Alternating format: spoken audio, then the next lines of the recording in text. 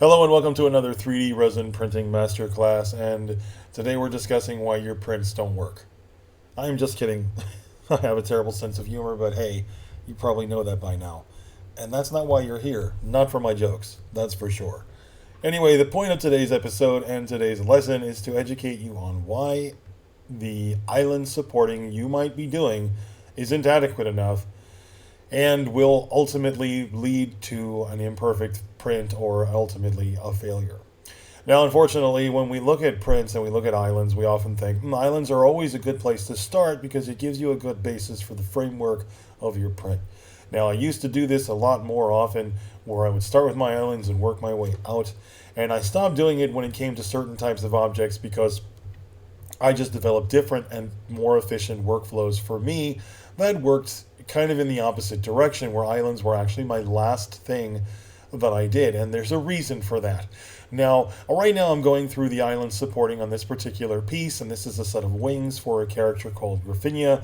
This is an Artisan Guild piece, and a client of mine requested that I scale it up for him about 315% to make this character stand about almost 16 centimeters tall, which is pretty cool, seeing as she, I think, originally was supposed to be at a 124 or 118 scale, so she's much, much larger than original.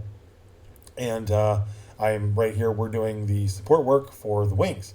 And the reason I chose this particular part for this episode and lesson was because of the fact that these wings have a lot of little bends and divots and creases and cracks, which do happen to create some wicked little islands, as well as the fact that my orientation is facing the wingtips downward, and that does give you a lot of islands toward the starting point of the bottom of these wings until the feathers join together at the middle and then towards the top. And so a lot of people are probably thinking, well, why did you choose this orientation if it has so many islands? Well, I don't want to face them upside down, as it'll put too much damage on the tops of the feathers. And I think in this particular case, the most important aspect of display is really going to be the forward-facing feathers, the bottom, and the upper top. Not the bottom, the wings, like the feather tips themselves, and the upper parts of the wings that are going to be closest to the character's upper body and face. I would think that would be the most important. Also, this orientation kind of works best for shape, pull. It's just a good orientation for this part. Unfortunately, if you're not careful and clever, this does lend to a heavier amount of damage on the front side of the wings that could happen. So you've got to be conscious of that. But what I did was I tilted it backwards a little, so there's the front and the back that are both kind of getting a little bit of the action on the support side. And when we look at it from underneath, you're going to still be able to see that wing shape, which will let you know that we are supporting this piece properly. Once the entire piece is all supported here, like you see here, thanks to the magic of editing, you guys didn't have to watch me do the entire process. We can start going and doing my process that I now do, which is essentially, as I mentioned this before, I go slice by slice. The reason for this is because regardless of how well the algorithm looks for islands and tries to detect them, there are going to be cases where A is going to miss them because they're too small. B, it's just going to miss them, or it's going to bypass them because it feels that the island might be supported by surrounding area, and it's really a misread, in my opinion, because on the occasions where I have chosen not to support those islands, I will find that you will have pancaking or you will just have failure. Now, what we do on the wings is that we find each island by going up and down using the slider on the right-hand side of your Prepare tab while you're doing your supports. The slider is always here. You can always move this slider up and down. As you do so, it gives you the actual slice that's going to be happening at the printer level while it's being printed. And you can do this at the micron level that you want to, whether it's 50, 35, however low your printer goes down to. I know we have some out there that are now pushing down to 20. And even though I do my failsafe check islands at 20, I don't print at 20. I usually print between 30 and 35. So, and 50 actually for some of the bigger model pieces, because honestly you don't need to go down that low. But when you're doing miniatures, it's nice to have the extra detail Flipping down to 30 or 35 is nice to be able to get that added resolution. Now, when we're talking about the islands again here, when you see an island pop up, always make sure that the island has adequate number of supports to help it build.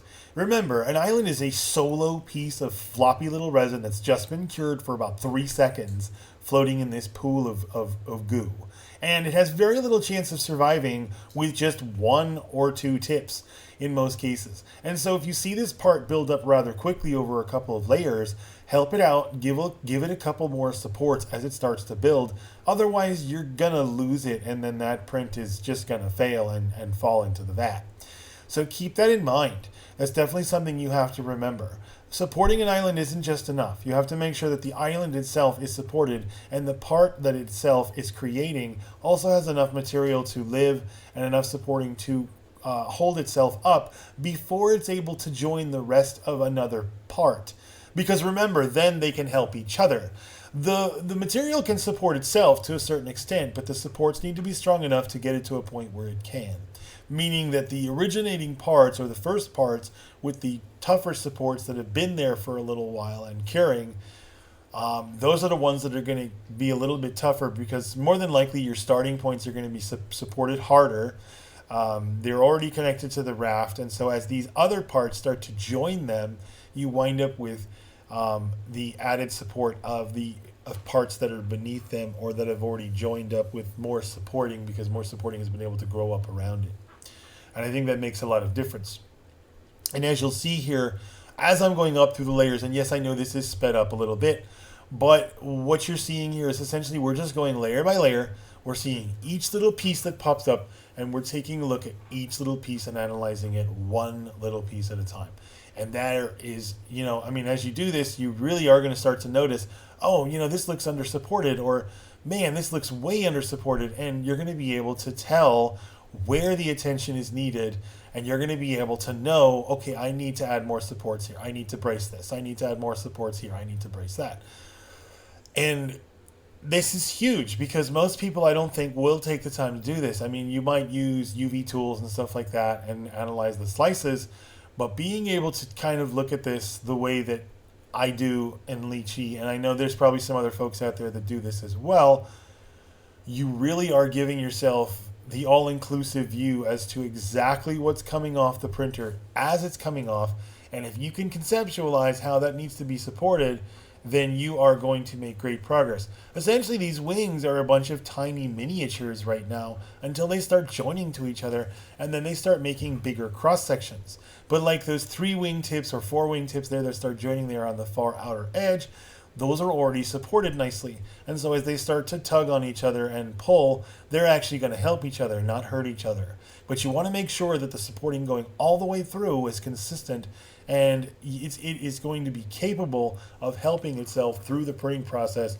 Otherwise, you're going to create stuff that's going to cause failures. And as you can see, this does have a lot of little cliff edges and island edges and stuff like that you do have to deal with. And you will eventually find parts that you're going to want to print that are going to do this to you. And I think it's important to be able to understand how to get yourself out of the situation where, you either have to cut it in half, or you have to do something drastic to the part to be able to support it properly. There's always a way to support a part, and there's never just one way to do it. This is just the particular way that I chose to support this part. And I thought of maybe doing some auto-supporting and then kind of pruning it from there and seeing what Lychee thought of how to support this part. But honestly, I thought to myself, no, I'm not going to let it overcomplicate it. In a lot of cases, when I do that, it tends to just go nuts in some areas, and then you wind up with having to clean up a lot of mess later. So I'd rather just do this one from scratch and go ahead and try to figure out the best way to lay out each and every little tiny support, and then go through and kind of pick them apart and pull them and move them, and do what I'm doing here, which is our slice by slice procedure. And then once this is done, it's done and it's ready to go. The thing is, when you work with the island picker, when you're working with the island feature or the island searcher on Lychee, all it's doing is making sure it's telling you where the islands are. And if you use the automated, put all supports on islands, all it's going to do is put one support on each island. And unless that item is really small or gets reconnected to the main print really quickly, you're not going to want to do it that way because it's not going to be enough support to be able to hold it long enough. You're going to lose that part to the vat, and yeah, it's not worth the hassle. And as you can see, once you go through layer by layer, or slice by slice, you're still going to find areas that might look a little bare. I often think of it as this: support kind of supports need to be thought of as like, rods that are holding up a plank of wood. You really want them to be as balanced as possible on all sides. And if you feel like maybe you're kind of unbalanced or there's not enough going on one side versus the other, you may wind up with some problems towards the end or towards the middle of a print. And God, that's going to suck on something like this. This is a decently sized print. It's going to take a while. So you don't want something like this to break off or mess up your vat or anything like that. And so my advice is take your time, analyze the piece, see how it needs to be done, recheck your islands, go layer by layer. Anyway, guys, I hope you enjoyed this episode, and that is it for today. If you guys have any comments or any suggestions on future episodes, please leave them in the comments. Don't forget to ring the bell, hit that like, and subscribe. See you all soon.